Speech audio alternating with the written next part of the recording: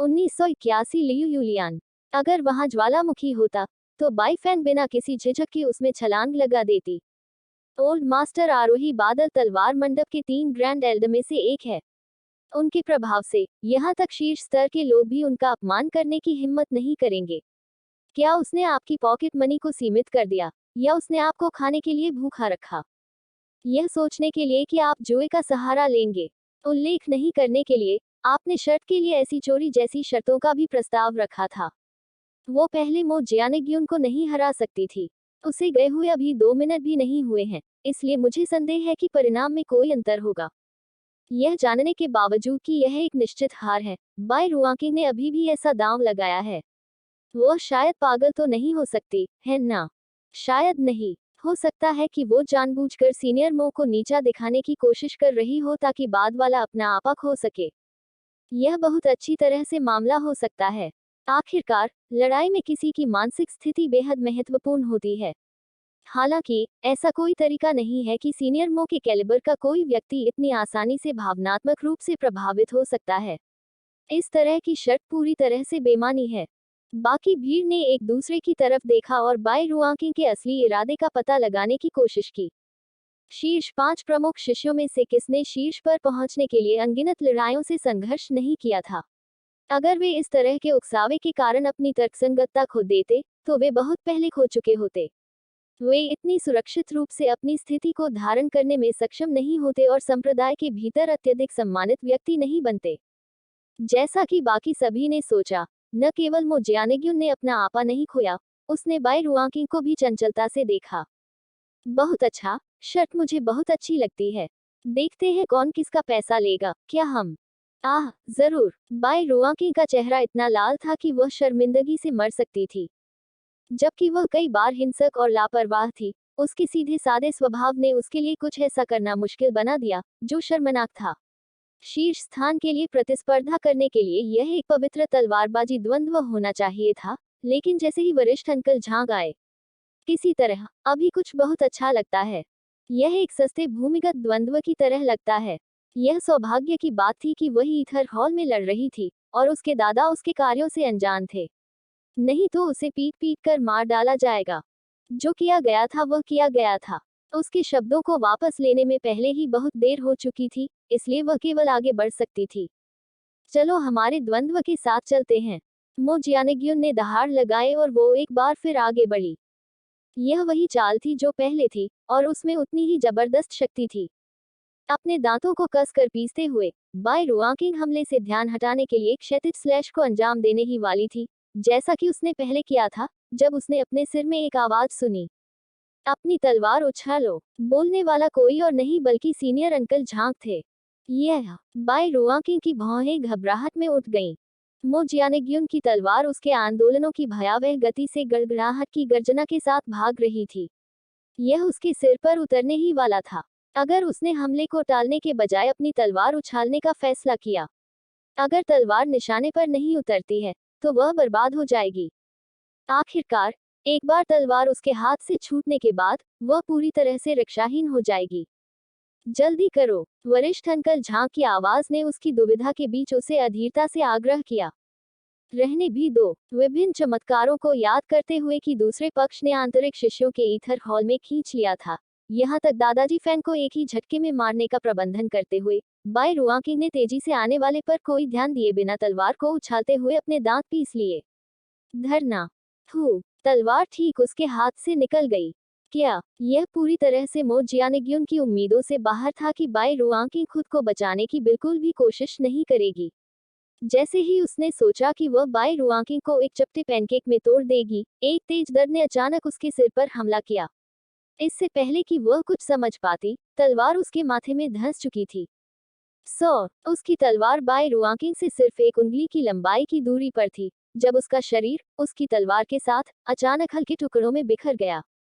वह बस इतना ही दूर थी। क्या करीबी दाढ़ी है? बाई रुआकिंग का दिल इतनी बेतहाशा धड़क रहा था कि वह मुश्किल से ही बता पा रही थी कि यह डर की वजह से है या जोश से। उसने सोचा था कि वह गौन है, लेकिन कौन जानता था कि उसके सीनियर अंकल की गणना इतनी सटीक होगी। यह वही दो चालें थीं, लेकिन वह पहले जीतने में असमर्थ थी। सीनियर अंकल झांग के मार्गदर्शन में सब कुछ इतनी आसानी से हो गया था कि उसे विश्वास ही नहीं हो रहा था कि अभी क्या हुआ है। सबसे अच्छी तलवारबाजी के साथ भी यदि कोई युद्ध के प्रवाह को समझने में असमर्थ था, तब भी वह युद्ध को सील करने में असमर्थ होगा। उसके वरिष्ठ चाचा झांग ने पहले ही उसे तलवारबाजी का एक मूल्यवान सबक सिखाया था। यहाँ तक सबसे साधारण चाल का इस्तेमाल जीत हासिल करने के लिए किया जा सकता है अगर इसका अच्छी तरह से उपयोग किया जाए। बाय रोआकिंग जीत गई। क्या मेरी आंखें मुझ पर छल कर रही हैं? सीनियर मो सच में ऐसे ही हार गए। समय की कितनी तेज समझ है। अगर वह बिल्कुल भी बंद होती तो परिणाम बहुत अलग होते। यह प्रतीत होता है कि समय में असीम अंतर है जो बाय रुवानेकिंग की जीत का मूल कारण है। वह इतनी दुर्जेय कब हो गई? उसकी तलवारबाजी बेहतर ताकत लाने के लिए बड़े आंदोलनों का फायदा उठाती है। हालांकि इसका मतलब यह है कि उसका बचाव सबसे कमजोर है जबकि उसका अपराध सबसे मजबूत है। इस प्रकार यह हमला करने का आदर्श क्षण है। चौथे स्थान को चुनौती दें और बेट लगाना न भूलें। बाय रोआकिंग के दिमाग में सीनियर अंकल झांग की आवाज गूंज रही थी। भीड़ के बीच एक युवक की ओर मुड़ने से पहले बाय रुआकिंग ने टेलीपैथिक रूप से उत्तर दिया, जो हंगामा देख रहा था। सीनियर हु, आपकी बारी है। चौथे स्थान पर रहने वाले मुख्य शिष्य हु चेन को पता था कि अगर बाय रुआकिंग मो जियानिग्युन के खिलाफ जीत जाती है तो वह बाकी लोगों को चुनौती देगी, इसलिए उसने अपने असली नाम का इस्तेमाल करना चुना था। हु चेन बिना किसी हिचकिचाहट के द्वंद्वयुद्ध रिंग में चले गए। एक चुनौती देने वाला पहले ही उसके दरवाजे पर दस्तक दे चुका था। वह इस लड़ाई को ठुकरा नहीं सकता था, नहीं तो वह अपने सम्मान और प्रतिष्ठा को खोने का जोखिम उठा सकता था। पहले की तरह मैं हम दोनों के बीच तलवार मंडप के सभी सिक्कों के साथ एक शर्त का प्रस्ताव करना चाहता हूँ। सीनियर हूँ, क्या मैं जान सकता हूँ कि क्या आप इस शर्त को स्वीकार करने के इच्छुक हैं? बाय रुवानेकिंग ने पूछा। यह दिन के उजाले की तरह लग रहा था और उस तरह की शरारती चीजों को बस कुछ आदत डालने की जरूरत थी। जब उसने इस बार दांव लगाने का प्रस्ताव रखा तो वह काफी शांत दिख रही थी। जैसी आपकी इच्छा, हु चेन ने सिर हिलाया। चलो फिर शुरू करते हैं, बाय रुवानेकिंग ने कहा। वे दोनों जल्दी से स्थिति में आ गए और एक एक तलवार पकड़ ली। बाय रोआ की पहल को समझने ही वाली थी कि उसके वरिष्ठ अंकल की आवाज एक बार फिर उसके कानों में गूंज उठी। 7 कदम पीछे हटें, अपनी तलवार को अपनी बाईं ओर उछालो। वापसी, मेरी तलवार को बाईं ओर उछालो। बाय रोआ की उलझन में थी। हु चेन बिल्कुल भी नहीं हिला है, प्रतीत होता है कि एक बड़ा कदम तैयार करने की कोशिश कर रहा है। क्या यह वास्तव में मेरे लिए ठीक है कि मैं पीछे हट जाऊं और अपनी तलवार उछालूं, यह देखने से पहले कि वह क्या कर रहा है?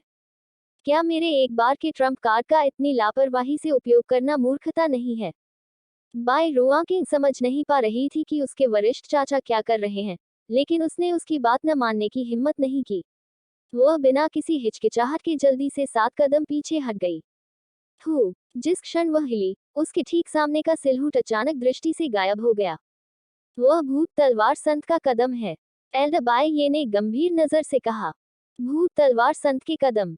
क्या आप 800 साल पहले उस उल्लेखनीय प्रतिभा द्वारा बनाई गई घोस्ट स्वॉर्ड्समैनशिप के बारे में बात कर रहे हैं? बूढ़ा आदमी बहुत दूर नहीं डर से चिल्लाया। उस कदम ने तब पूरे महाद्वीप को झकझोर कर रख दिया था, लेकिन तब से कोई भी इसकी खेती करने में सफल नहीं हुआ है। क्या आप कह रहे हैं कि हु चेन इसे करने में कामयाब रहे हैं? ऐसा ही लगता है, अन्यथा उसके लिए इतनी गति से आगे बढ़ना असंभव होगा। यहाँ तक मैं यह भी नहीं समझ पा रहा हूँ कि वह कहाँ उड़ गया है और कहाँ से आने वाला है, एल्डबाय ये ने टिप्पणी की। घोस्ट स्वॉर्ड्समैनशिप की जड़ इसके चुपके में निहित है।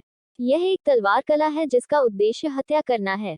ऐसे कई विशेषज्ञ हैं जिन्होंने इसे तिरस्कार के साथ देखा, यह सोचकर कि यह गुप्त है, लेकिन इसकी ताकत से इनकार नहीं किया जा सकता है, बूढ़े ने गहराई से कहा। मुझे लगता है कि आपकी पोती लड़ाई हारने वाली है।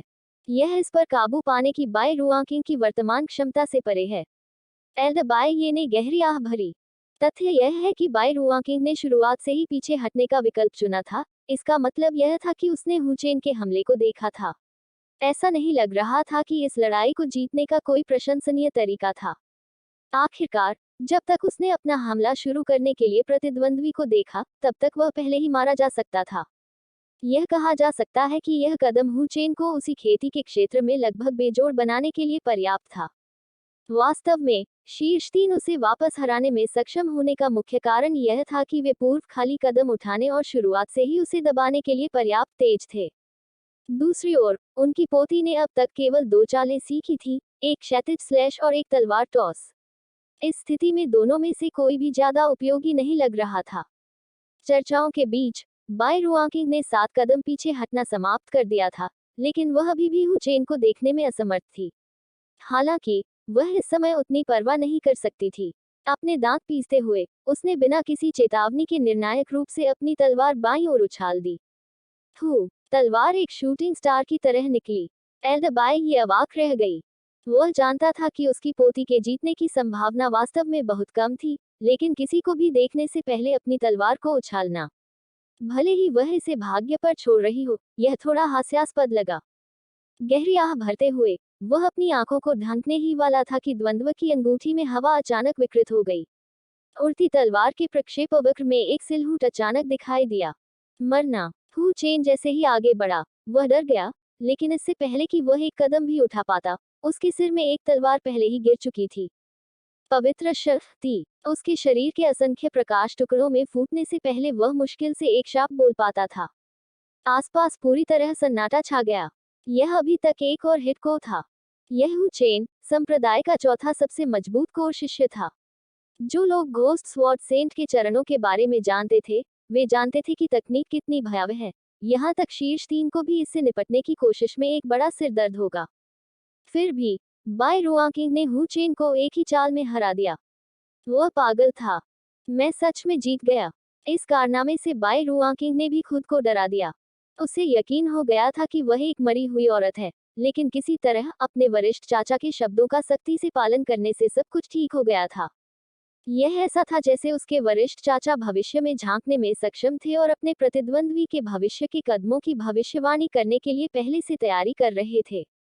2 लड़ाइयां आसानी से जीतने के बाद बाई रुआंकिंग पहले से कहीं अधिक आश्वस्त थी। वह भीड़ के बीच एक युवती की ओर मुड़ी और बोली, सीनियर लियू, आपकी बारी है। तीसरा सबसे मजबूत कोर शिष्य, लियू यूलियन। लियू यूलियन एक खूबसूरत महिला थी, जो पारंपरिक सुंदरता के आकर्षण को लेकर चलती थी। उपस्थिति के मामले में वह बाई रुआंकिंग से बिल्कुल भी नहीं हारी। हालांकि जिन लोगों ने उसके साथ मारपीट की थी, वे उसकी नाजुक उपस्थिति से उसकी तलवारबाजी का न्याय करने से बेहतर जानते होंगे। उसकी रक्षात्मक तलवारबाजी वायुरोधी थी, जैसे कि हु चेन जब अपने steps of the ghost sword saint को अंजाम दे रहा था, तो वह अपने बचाव को बिल्कुल भी भंग करने में असमर्थ था। आखिरकार उसने एक उद्घाटन का खुलासा किया, जिसे उसने अपने वश में करने के लिए बिना किसी हिचकिचाहट के शोषण किया था। लियू यूलियन ने द्वंद्वयुद्ध की अंगूठी में धीरे से कदम रखा। बाई रुआंकिंग ने धीरे से हंसते हुए कहा, मैंने लंबे समय से सुना है कि आपकी कमल तलवारबाजी अहिंसक है, सीनियर लियू। मैं खुद को देखने के लिए बेताब हूँ। पानी से ऊपर उठकर गर्वित कमल ने पानी की थोड़ी सी भी बूंद को अपनी सतह पर दागने से मना कर दिया। यह एक ऐसी अवधारणा थी जिसने लियू यूलियन की लोड स्वॉर्ड्समैनशिप को जन्म दिया। आप बहुत विनम्र हैं, जूनियर बाई। यदि आप मेरी रक्षा को भंग करने में सक्षम हैं, तो मैं अपनी हार मान लूंगा और अपने सभी तलवार मंडप के सिक्के आपको दे दूंगा। लियू यूलियन ने सूक्ष्म मुस्कान के साथ उत्तर दिया। यह जानते हुए कि दूसरा पक्ष दांव लगाना चाहेगा, उसने इसके बजाय उसे प्रस्तावित करने का फैसला किया। धन्यवाद, वरिष्ठ लियू। बाई रुआंकिंग ने सिर हिलाया। शायद इसके बाद उसकी प्रतिष्ठा नाले में जाने वाली थी। उसका मकसद शुरू में बहुत मासूम था। वह सिर्फ मुख्य शिष्यों को चुनौती देना चाहती थी और एक उच्च पद पर चढ़ना चाहती थी। लेकिन अभी वह शायद एक लालची चोर से अलग नहीं दिख रही थी, जो हर किसी से पैसे चुराना चाहता था। एक अच्छी प्रतिष्ठा बनाए रखना निश्चित रूप से कठिन था। सब कुछ दुर्घटनाग्रस्त होने में एक पल लगा। चलो शुरू करें। अपनी कलाई की एक झिलमिलाहट के साथ लियू यूलियन ने अपनी कलाई को थपथपाया और उसके चारों ओर असंख्य तलवारें दिखाई दी, जैसे कि मिट्टी के ऊपर कमल खिल रहा हो। कमल तलवारबाजी। जो तलवारबाजी में बड़ी सिद्धि प्राप्त कर चुके थे, वे ही अपने चारों ओर खिले हुए कमल को तराशने में सक्षम थे। अपने सामने तलवारबाजी के प्रदर्शन को देखते हुए बाई रुआंकिंग को अपने पूरे शरीर पर हंसप उठते हुए महसूस हो सकता था।